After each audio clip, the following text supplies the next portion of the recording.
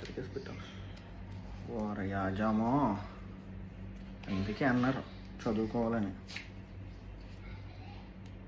ఎంత దొరుకుతుంది ఈరోజు. ఇది ముచ్చట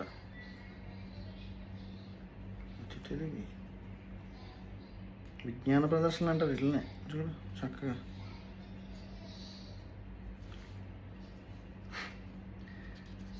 పరువు పోయిందిగా అందరి ముందు.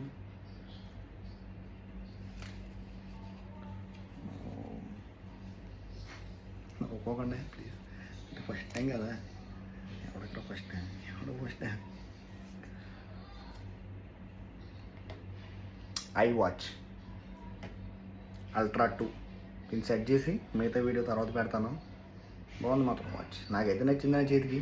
మరి మీకు ఎలా ఉందో మరి కామెంట్ చేయండి. Thank you so much.